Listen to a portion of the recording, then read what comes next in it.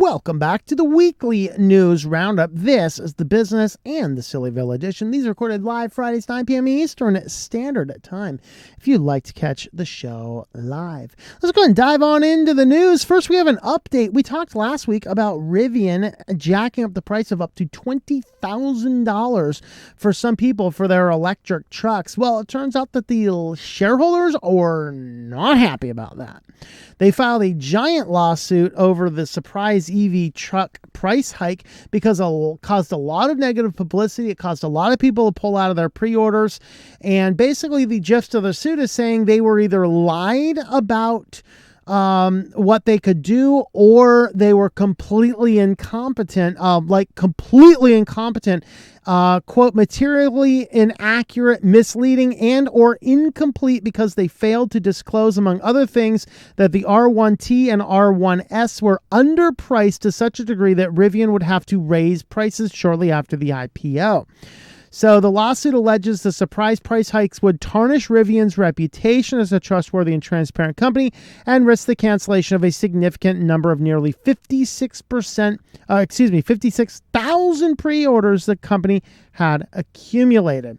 The CEO, as well as the chief financial officer, chief accounting officer, and the board of directors are all named in the lawsuit, with the underwriters of the IPO including Morgan Stanley, Goldman Sachs, and JP Morgan Chase.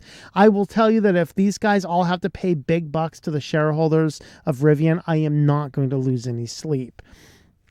I mean, I don't have specific dirt on some of these, but remember that Goldman Sachs was the company that told a medical company, stop producing this treatment for hepatitis C that completely cures it because it's going to cost you too much money, because the treatment is too cheap and you're going to cure it and people are going to be well and not require your medicine.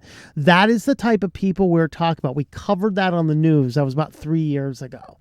That's the type of company that Goldman Sachs is. If they have to pay out several $1 million or something in a lawsuit, I'm not going to lose any sleep. I might throw a party. I might lose sleep. I'm going to be partying.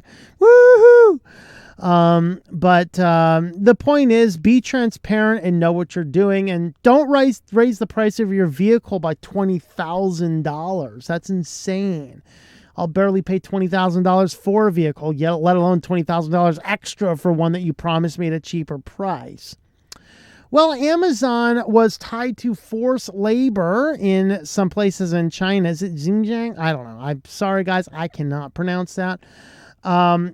So Apple, of course, is the biggest one people look at with the Chinese slave labor.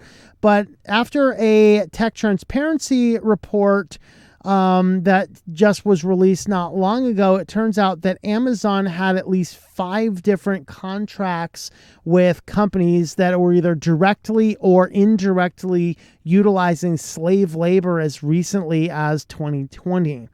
And so it raises, actually recently is December 2021. So as recently as only about 3 months ago. Now some of these were subsidiaries, some of these were the actual companies. So we're kind of starting to see what some of these are. And this is the people that are making the, the Amazon branded things, Amazon Basics, Amazon Essentials products. Basically, slave labor in China has been working on making those, getting them out to Amazon for the cheapest. Now, they did stop working with some of the companies that were directly using slave labor a few years back, but they were still connected with several that were involved nevertheless. Well, Meta has some new tools to help group admins protect, manage, and grow their Facebook groups, according to Facebook.com's blog. Quote, we've added more features for Facebook group admins, such as the ability to automatically decline incoming posts that have been identified as containing false information by third-party fact checkers. Remember those third-party fact checkers that actually aren't fact checkers, they are opinion providers? Because when John Stossel sued Facebook over the fact check saying false information, and Facebook's came back to the court and said, well, these fact checkers are opinion. What? You either lose or you lose right here, Facebook. So basically, they're saying that anything that a Facebook fact checker has said is misinformation can automatically be blocked in Facebook groups. So there we have it, guys. We are moving into the world where even in your Facebook groups, you can't post things because your admins might be like, hey, we can't post any of this kind of stuff. Maybe this is to protect the legitimacy of Facebook. I mean, you don't want anybody coming after Facebook as saying, oh, this is where people are finding misinformation, and then they'll like bow down to the censorship clause like DuckDuckGo. But anyway, Nvidia is seeing a future in software and services, including recurring revenue. Where do they want to put this kind of stuff? I was like, I'm first reading this going, oh boy, more subscription services to video cards. Nope. They're putting these in your cars. My cars, your cars, all of these future amazing cars that are going to be so absolutely gloriously amazing as to require software subscription services to use basic functions of the vehicle. Thank you, Nvidia. I already didn't like you. Now I will just never use you even more. Like I'll never before want to buy Nvidia. Now I'm just going to push the Nvidia back right next to HP. I will never buy from HP. I'll just have to be on my deathbed needing an Nvidia to save my life to consider it. Okay, we'll put it that way. The overall gist of it is, here, the CFO of Nvidia gave the example of how autonomous cars will be a recurring software revenue. Mercedes-Benz starting in 2024 and Jaguar Land Rover starting in 2025 will ship with self-driving vehicles with Nvidia's computers and drive operating system. Their entire fleets will be operated with Nvidia software, and we will have the ability to share the software with those OEMs and monetize it over the life of the cars being on the road. He said, adding that she expects the number of such cars to reach about 10 million. I'm sorry, no, I do not want recurring software subscriptions in my car. No! I'll tell you what, the company that comes up with the car that avoids all of this nonsense, these guys are going to be the guys that are going to make it big. The ones that says, hey, a car should be simple and not full of BS. That's the car I'm going to be buying. You can make it look like the ugliest piece of garbage on the road. I'll still buy it. Well, anyway, you can help support the channel with affiliates. Today we are highlighting Linode. TLM.li/Linode will give you $100 in credit, good for 60 days. You can spin up as many Linodes as you would like. Try them out. What can you do with them? Well, I have my Jitsi server running on them. You can do Nextcloud. I have several clients on both cPanel and on ISP config. I have a Jellyfin multimedia server accessible via the web on Linode. There's all sorts of fun stuff you can do on Linode. So tlm.li/Linode if you'd like to give it a try yourself. Now, let's go to Sillyville. So first up in Sillyville, I have to tell you first and foremost, before I start the story, that I had made a little slight whoopsie. I was talking about wanting to do a TechSpot stupid article of the week because they have been having some doozy moronic articles lately. And I thought that's what this was, but then I looked at my browser and I realized I accidentally typed techreport.com instead of techspot.com. But nevertheless, Tech Report did come through and gave us this amazing article about how to use a book as a business card. Okay. Now, I got news for you. I have business cards. In fact, I have some business cards right here. This is a business card. I wrote it. I made it on LibreOffice. You guys probably can't see it. Whoa, you can't see even less because my camera's here on manual. But I have a business card. I promise it's not solid white. It's a business card. I produced it on LibreOffice. I printed it on my printer in the van. And I have some business cards with me. And they're cheap. I mean, this business card probably cost me 3 to 5 cents, if that. No big deal. Now, I'm also an author, and I have 7 books under my name. Okay, and the cheapest I can get one of my books I guess like I can get some of my books for about $1.50 or so because I'm the publisher. If you're not the publisher, you're going to be paying, $6, $7, $8, $9 for one of your own copies of your own books. So Tech Report comes out with this amazing thing: how to use a book as a business card. If you're still handing out small business cards, perhaps it's time to get an upgrade. We're not talking about redesigning your card to make it flashier. We're talking about switching gears and writing your own book. Are you a buffoon? Okay. This business card, if somebody wants to contact me, has everything they need. Okay? It has, maybe it's good you can't see it. I don't know. Maybe you can see it. I'm just showing you like information that I may not want to share with the world. I don't know. We got to edit this out. I don't know. Can you see it? It's got my name. It's got my website. It's got, this one doesn't have a phone number, but it's got, it's got everything you need to contact me. If you like, I had a great conversation with this person, and I'll send you a message. In fact, one of the guys I just met today, talked to him for a while. He handed me a card. So, I'll email you soon. So I got that card. I'm going to email him. Okay. I got a book. It's not in the back of your book. Your email address, your phone number, pretty much anything you do. So what does Tech Report do? Like, just write a book, man. You don't need a business card. You need a book. Just write a book. So your book can become your business card instead. Sure, it'll cost you a bit more than 25 cents. Yeah, like 1,000 times more, you moron. If you're like using one of these vanity press companies, you're going to be paying about $10 for one of your copies of your book. Using a traditional publisher, it's probably going to cost about $7 for one of your books. Okay, and that's if you have a fairly small book. All right. So they have some things over here.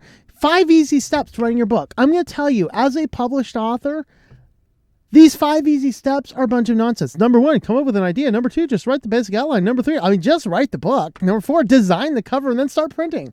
Simple as that, guys. Are you really that stupid, Tech Report?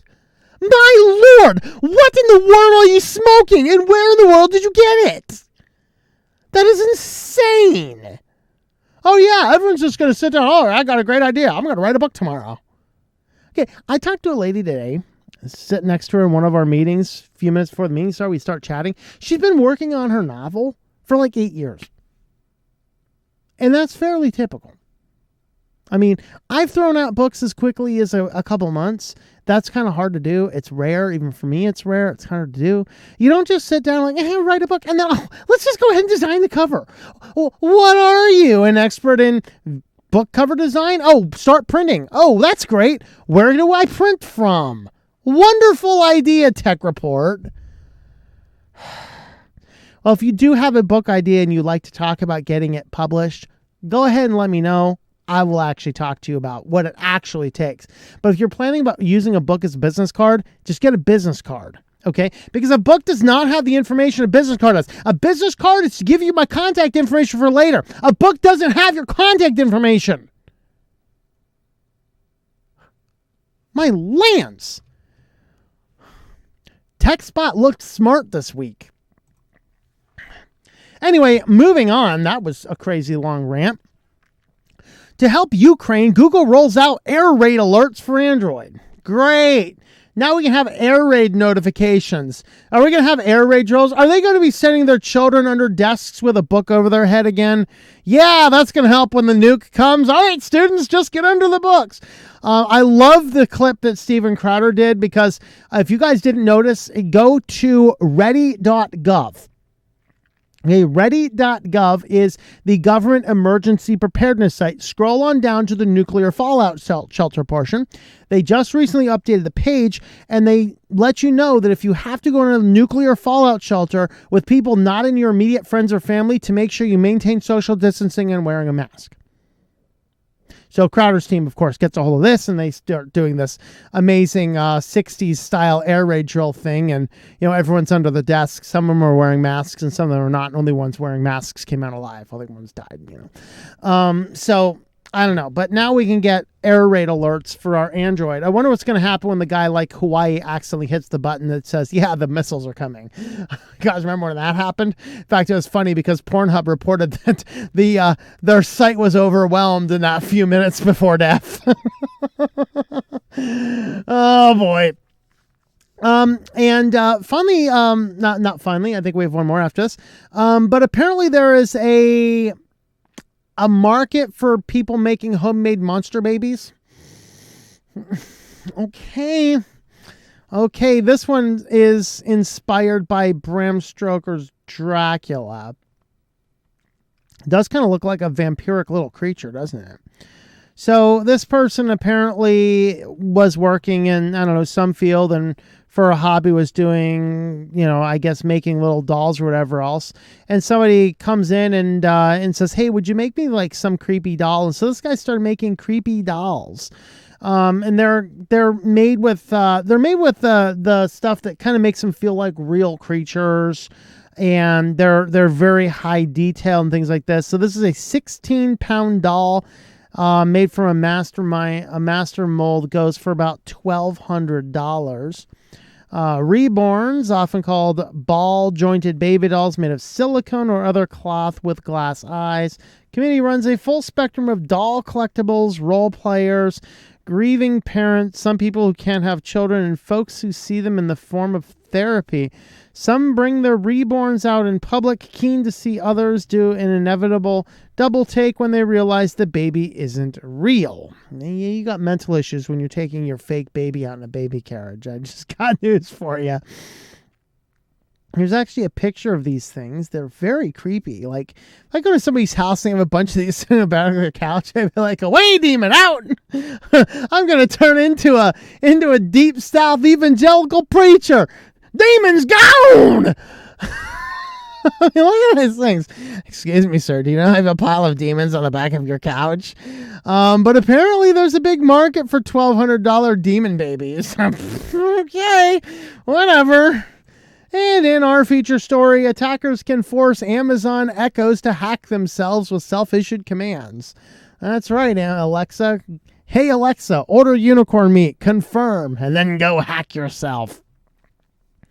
So the idea here is that now one of these things is actually patched, but the most of it still can work.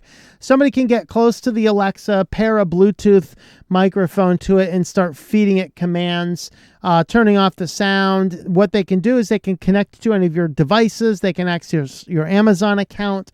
They can order piles and piles of unicorn meat for you. I would love to just get in here, get in somebody's Alexa, and order them piles of unicorn meat. They're like, "Where's all this unicorn meat keep coming from?" I'll give you one guess. "Hey, Alexa, order unicorn meat, confirm." And you could actually get onto your phone, which they said the hacker could have your phone call a different number. And so somebody could eavesdrop on you through your cell phone via your Amazon Echo. Now, this video here has a lot of different things they do. They said that Amazon has patched the things in this video between 1:40 and 2:14, but everything else can still be done on Alexas to this day. So here's some studies looking at what was going on. Basically, yeah, your Alexa, you can use the commands on one Alexa to hack the commands on the other. That's kind of the point. So kind of exciting. It's kind of like putting the two smart speakers together and have them talk to each other. Just kind of interesting. Well, anyway, if you'd like to help support the channel, you can have a look at our Subscribe Star page, subscribestar.com/switched-to-Linux. If you'd like to jump on over there, come and join us, and you can get the links to join us on the supporters stream. Thanks for watching, and we will see you next time. Thank you for watching this video from Switched-to-Linux. This channel would not be possible without the backing of the program supporters scrolling on the screen now. You can be a supporter at Patreon at patreon.com/TOMM or at thinklifemedia.com. I also want to thank the open source community who creates such excellent software that makes producing this show possible. Please remember to support your software communities. Thank you, and I hope that you enjoy switching to Linux.